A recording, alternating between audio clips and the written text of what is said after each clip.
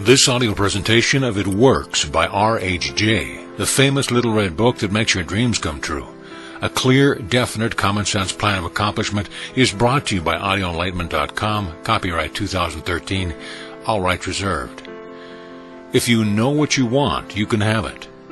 The man who wrote this book is highly successful and widely known for his generosity and helpful spirit. He gives full credit for all that he has accomplished in mastering circumstances, accumulating wealth, and winning friends, to the silent working out of a simple, powerful truth which he tells of in his work. He shows you here an easy, open road to a larger, happier life, knowing that the greatest good comes from helping others without expecting praise. The author of this work has requested that his name be omitted. So what is the real secret of obtaining desirable possessions? Are some people born under a lucky star or other charm which enables them to have all that which seems so desirable? And if not, what is the cause of the difference in conditions under which men live? Many years ago, feeling that there must be a logical answer to this question, I decided to find out, if possible, what it was. I found the answer to my own satisfaction, and for years have given the information to others who have used it successfully. From a scientific, psychological, or theological viewpoint, some of the following statements may be interpreted as incorrect, but nevertheless, the plan has brought the results desired to those who have followed the simple instructions. And it is my sincere belief that I am now presenting it in a way which will bring happiness and possessions to many more. If wishes were horses, beggars would ride, is the attitude taken by the average man and woman in regard to possessions.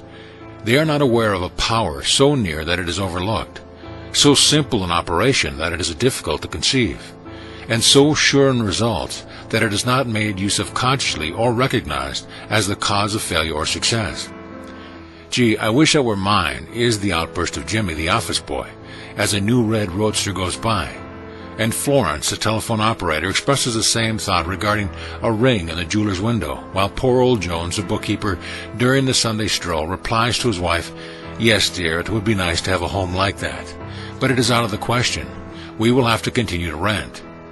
Landham, the salesman, protests that he does all the work, gets the short end of the money, and someday will quit his job and find a real one.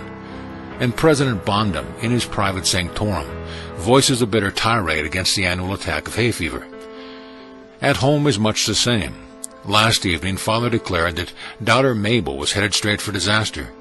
And today, mother's allowance problems and other trying affairs fade into insignificance as she exclaims, "This is the last straw." Robert's school teacher wants to see me this afternoon. His reports are terrible. "You know, but I'm late for bridge now. She will have to wait until tomorrow." So goes the endless stream of expressions like these from millions of people in all classes who give no thought to what they really want, and who are getting all they are entitled to or expect. If you are of these millions of thoughtless talkers or wishers, and would like a decided change from your present condition, you can have it. But first of all, you must know what you want, and this is no easy task. When you can train your objective mind, or the mind that you use every day, to decide definitely upon the things or conditions you desire, you will have taken your first step in accomplishing or securing what you know you want. To get what you want is no more mysterious or uncertain than the radio waves all around us. Tune in correctly and you get a perfect result. But to do this, it is of course necessary to know something of your equipment and have a plan of operation. You have within you a mighty power, anxious and willing to serve you, a power capable of giving you that which you earnestly desire. This power is described by Thompson J. Hudson, Ph.D., LL.D., author of The Law of Psychic Phenomena, as your subjective mind. Other learned writers use different names and terms, but all agree that it is omnipotent. Therefore, I call this power Emmanuel, or God in us. Regardless of the name of the great power, or the conscious admission of a God, the power is capable and willing to carry to complete and perfect conclusion very earnest desire of your objective mind. But you must be really in earnest about what you want. Occasional wishing or half-hearted wanting does not form a perfect connection or communication with your omnipotent power. You must be in earnest, sincerely and truthfully desiring certain conditions or things, mental, physical, or spiritual. Your objective mind and will are so vacillating that you usually only wish for things, and the wonderful capable power within you does not function properly. Most wishes are simply vocal expressions. Jimmy, the office boy, gave no thought of possessing the red roadster. Landham, the salesman, was not thinking of any other job or even thinking at all. President Bondham knew that he had hay fever and wasn't expecting it. Father's business was quite successful, and Mother no doubt brought home first prize from the bridge party that day. But they had no fixed idea of what they really wanted their children to accomplish, and were actually helping to bring about the unhappy conditions which existed. If you are in earnest about changing your present conditions, here is a concise, definite, resultful plan with rules, explanations, and suggestions. The plan. Write down on paper an order of their importance to things and conditions you really want. Do not be afraid of wanting too much. Go to the limit in writing down your wants. Change a list daily, adding to or taking from it, until you have it about right. Do not be discouraged on account of changes, as this is natural. There will always be changes and additions with accomplishments and increasing desires. 3 positive rules of accomplishment. 1. Read the list of what you want 3 times each day, morning, noon, and night. 2. Think of what you want as often as possible. 3. Do not talk to anyone about your plan except to the great power within you, which will unfold to your objective mind the method of accomplishment. It is obvious that you cannot acquire faith at the start. Some of your desires, from all practical reasoning, may seem positively unattainable, but nevertheless, write them down on your list in their proper place of importance to you. There is no need to analyze how this power within you is going to accomplish your desire. Such a procedure is as unnecessary as trying to figure out why a grain of corn placed in fertile soil shoots up a green stalk, blossoms, and produces an ear of corn containing hundreds of grains, each capable of doing what that one grain did. If you will follow this definite plan and carry out the 3 simple rules, the method of accomplishment will unfold quite as mysteriously as the ear of corn appears on the stalk, and in most cases much sooner than you expect. When new desires, deserving position at or at the top of your list, come to you, then you may rest assured you are progressing correctly. Removing from your list items which at first you thought you wanted is another sure indication of progress. It is natural to be skeptical and have doubts, distrust, and questioning. But then these thoughts arise, get out of your list, read it over, and if you have memorized, talk to your inner self about your desires until the doubts that interfere with your progress are gone. Remember, nothing can prevent you having that which you earnestly desires. Others have these things, why not you? The omnipotent power within you does not enter into any controversial argument. It is waiting and willing to serve when you are ready. But your objective mind is so susceptible to suggestion that it is almost impossible to make any satisfactory progress when surrounded by skeptics. Therefore, choose your friends carefully and associate with people who now have some of the things you really want. But do not discuss your method of accomplishment with them. Put down on your list of wants such material things as money, home, automobile, or whatever it may be, but do not stop there. Be more definite. If you want an automobile, decide what kind, style, price, color, and all the other details, including when you want it. If you want a home, plan the structure, grounds, and furnishing. Decide on location and cost. If you want money, write down the amount. If you want to break a record in your business, put it down. It may be a sales record. If so, write out the total, the date required, then the number of items you must sell to make it. Also list your prospects and put after each name the sum expected. This may seem very foolish at first, but you can never realize your desires if you do not know positively and in detail what you want and when you want it. If you cannot decide this, you are not in earnest. You must be definite, and when you are, results will be surprisingly and almost unbelievable.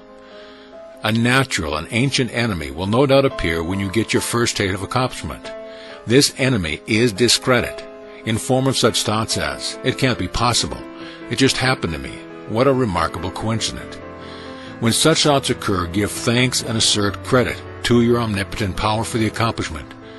By doing this, you gain assurance and more accomplishment, and in time, prove to yourself that there is a law which actually works at all times when you are in tune with it. Sincere and earnest thanks cannot be given without gratitude, and it is impossible to be thankful and grateful without being happy. Therefore, when you are thanking your greatest and best friend, your omnipotent power for the gifts received, do so with all your soul and let it be reflected in your face. The power and what it does is beyond understanding. Do not try to understand it, but accept the accomplishment with thankfulness, happiness, and strength and faith. Some cautions. It is possible to want and obtain that which will make you miserable, that which will wreck the happiness of others, that which will cause sickness and death, and that which will rob you of eternal life. You can have what you want, but you must take all that goes with it. So in planning your wants, plan that which you are sure will give you and your fellow man the greatest good here on earth, thus paving the way to that future hope beyond the pale of human understanding. This method of securing what you want applies to everything you are capable of desiring, and the scope being so great, it is suggested that you first consist of only those things of which you are quite familiar, such as an amount of money or accomplishment or the possessions of material things. Such desires as these are more easily and quickly obtained than the discontinuity of a fixed habit, the welfare of others, and the healing of mental and bodily ills. Accomplish the lesser things first, then take the next step, and when that is accomplished, you will seek the higher and really important objectives in life. But long before you reach the stage of your progress, many worthwhile desires will find their place on your list. One will be to help others as you have been helped. Great is the reward to those who help and give without thought of self, as it is impossible to be unselfish without gain. In conclusion, a short while ago, Dr. Emil Cui came to this country and showed thousands of people how to heal themselves. Thousands of others spoofed at the idea, refused his assistance, and are today where they were before his visit. So with the statements and plan presented to you now. You can reject or accept. You can remain as you are, or have anything you want. The choice is yours. But God grant that you may find in this short volume the inspiration to choose aright, follow the plan, and thereby obtain, as so many others have, all things, whatever they may be, that you desire. Read or listen to the entire book over again, and then again. Memorize the 3 simple rules. Test them now on what you want most this minute. This book could have extended easily over 350 pages, but it has been deliberately shortened to make it as easy as possible for you to read, understand, and use. Will you try it? Thousands of better lives will testify to the fact that it truly works. Note from the author. Dear reader, the great possessions of life are all gifts mysteriously bestowed: sight, hearing, aspiration, love, or life itself. The same is true of ideas. The richest of them are given to us, as for instance, the powerful idea which this book has given you. What are you going to do with it? Are you surprised when I tell you the most profitable thing you can do is to give it away? You can do this in an easy and practical way by having this book sent to those you know who need it. In this way, you can help in the distribution of this worthwhile effort to make the lives of others better and happier. You know people who are standing still, or worried and discouraged. This is your chance to help them help themselves. If you withhold this book from them, you will lose the conscious satisfaction that comes from doing good. If you see that they get this book, then you put yourself in line with the law of life, which says, you get by giving, and you may rightly expect prosperity and achievement. At the very least, you will have the inner sense of having done a good deed with no hope of being openly thanked, and your reward will come securely in added power and larger life. The author.